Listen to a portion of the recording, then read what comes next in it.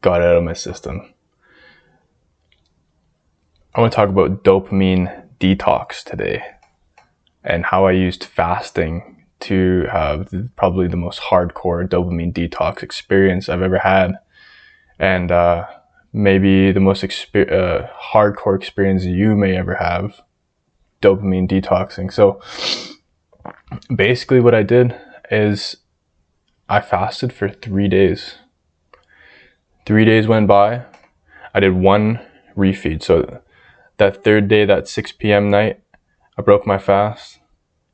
And then I refed one more day. I did that keto, no carbs. And then guess what? I did another 3 days on the back of that. So I stacked 3 days on 3 days. And it felt really interesting. And I want to tell you about some of the things I ran into.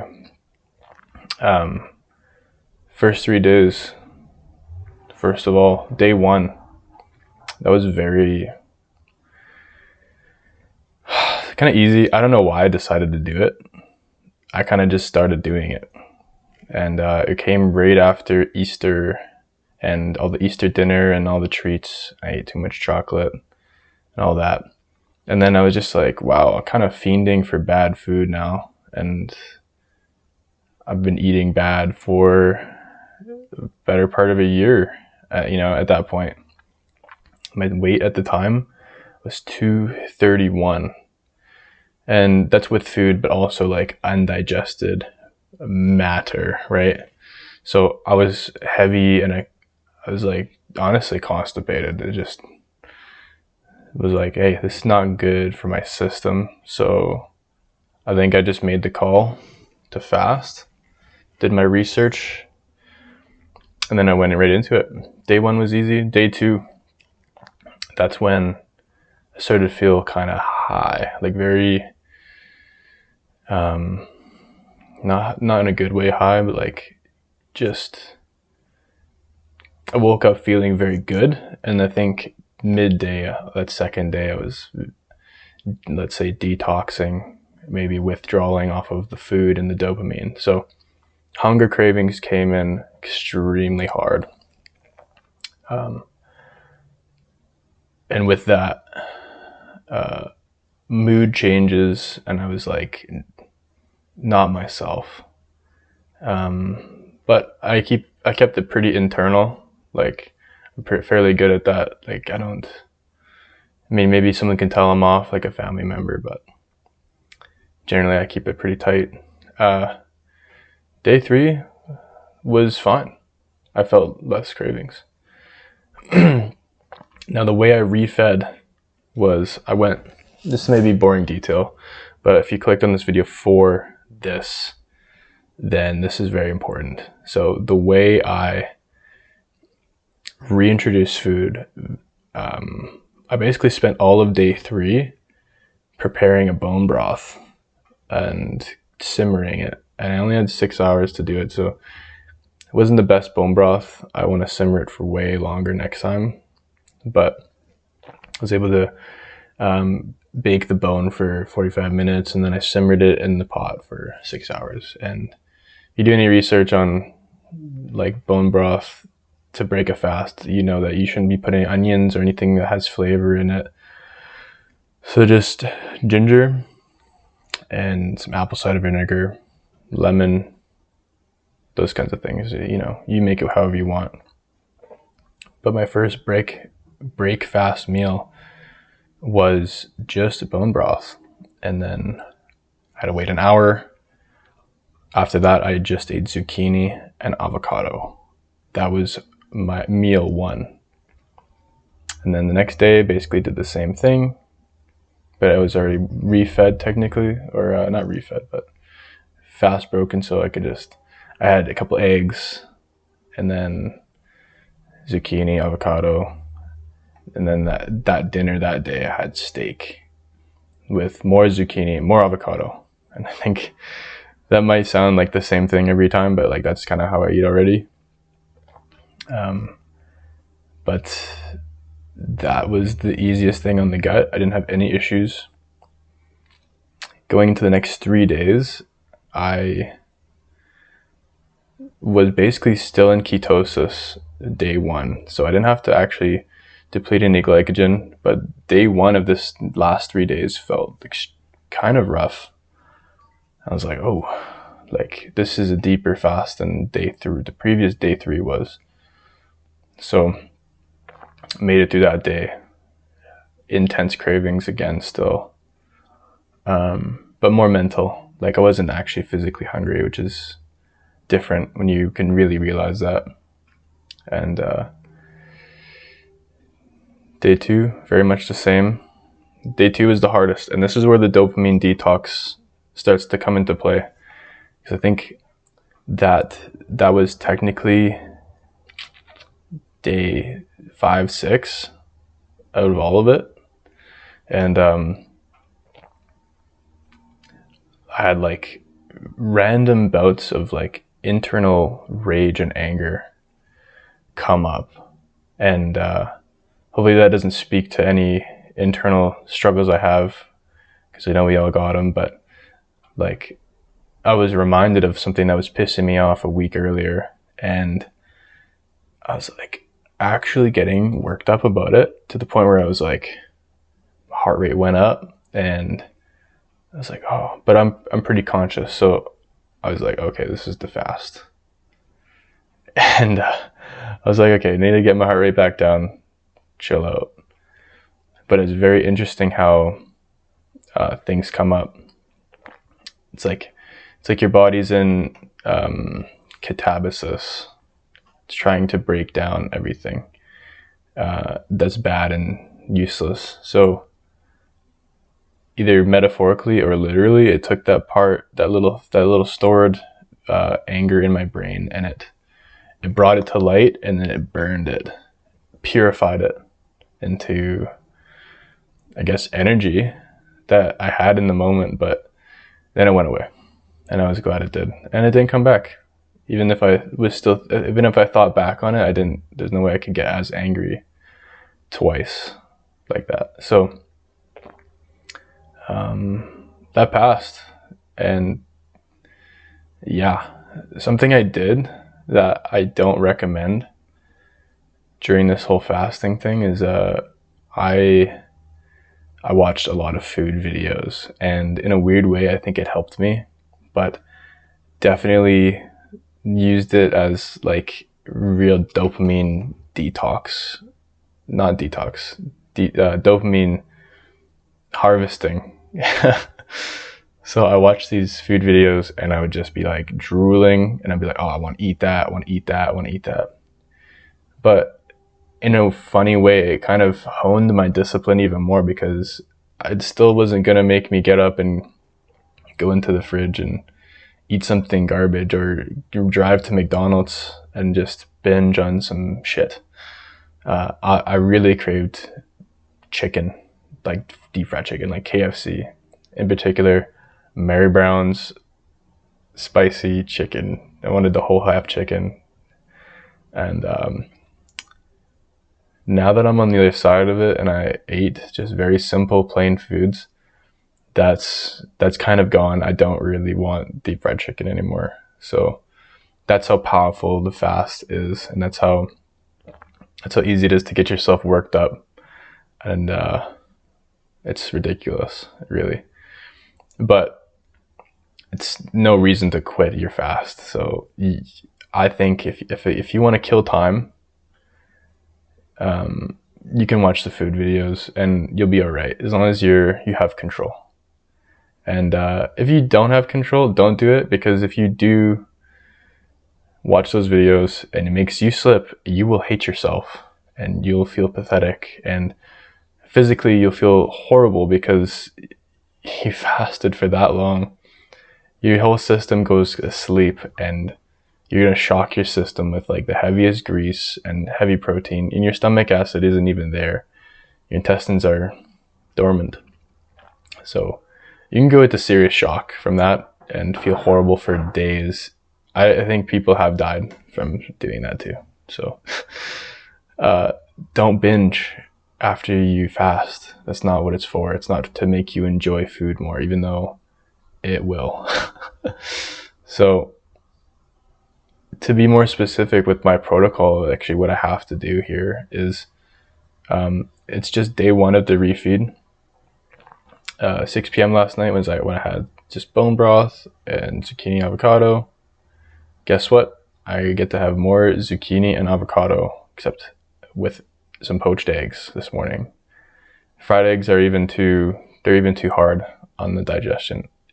Poached eggs are, I don't know how else you can even do it. Steamed. Steam your eggs. But that's what I get to eat. And then I get to have a steak later because I woke up my intestines slowly. And even further than that, I'm going to do the rest of the week. Today is Tuesday. Yeah, I think it's Tuesday. So the rest of the week I'm going to do keto, very gentle foods. And I looked it up. I'm like, hey, like I'm craving peanuts. I want peanuts. So I found out that I shouldn't even eat that for the next 5 days because they're too hard on the gut. This is just to optimize building back the strongest stomach environment and give myself the best chance of actually recovering a healthy gut microbiome and not setting myself back from the fast. Like this was my whole intention with the fast was to have a healthier gut, a healthier system. So yeah, I'm going to do it properly. That way I can tank KFC and McDonald's if I so choose, without having to worry about it destroying my gut. And your gut's compromised if you eat KFC, McDonald's, and you immediately have like a breakout. Your skin starts to pop off. That means that maybe a course of antibiotics at some point in your childhood or whatever compromised your gut, and now you have acne. I don't know, maybe some people don't want to hear that, maybe some people already know that, but like your gut health directly impacts your skin. So it's not, think about it like this, your gut's on the inside and it's one continuous, where does it end? So you're just a tube. This is your gut. This is the inner walls of your gut. And then let's go out of your bum, or out of your mouth. Out of your bum is funny. You go like this. Okay, here's your butt cheeks. Okay, this is your butt cheeks. And it's the same surface as the inside of your gut. I hope I'm drawing a good picture right in front of my face here. So your colon is here, same skin, not same skin, but same surface, goes out, and now your butt cheeks are right there. And you got zits on your ass. So maybe that explains that, right? So think about it. And then you wear the rest of your skin on the rest of your body. But think of your guts as your skin. So it's continuous. And hopefully that shakes some sense into y'all, because that should make sense. If you got rashes and stuff, it's because you got rashes in your stomach or your intestines. If you got acne, it's because your shit's not good. You're fucked up. If you stink, I mean, I'm not sure if it's the same relation, but it's probably due to diet and poor digestion and whatnot. So yeah, that was the main reasons I embarked on this, because I was like, I feel like shit, so probably what's going on here is not good. So I sought out to change that. And I know it's a 7-day fast, basically, including that keto refeed. That sounds very extreme. It sounds extremely extreme. And my family they're like, you're intense. Like, you're an extremist for doing this. I'm like, well, yeah, but also having a really bad diet. Eating bad food is extremely bad. So what do you got to do? What are you going to do? there's only one appropriate countermeasure, and it's probably not drinking just lemon juice. So yeah, I mean, I'd say I recommend it, but you should but be really cautious about doing it. And yeah, I'll tell you, time slowed down for me. I'm still slow. I don't have the same energy as I did because I'm not 100% refed yet. So time slows down like crazy. That was the longest 7 days I've ever had to experience. And for the dopamine detox aspect, that was like every moment was meditative, because how can it not be? All I could feel in my body was my heartbeat. And it's a pretty unique experience, because we're so invested in our phones, of course, and we're so distracted by food. And like when we're bored, we eat more than we think.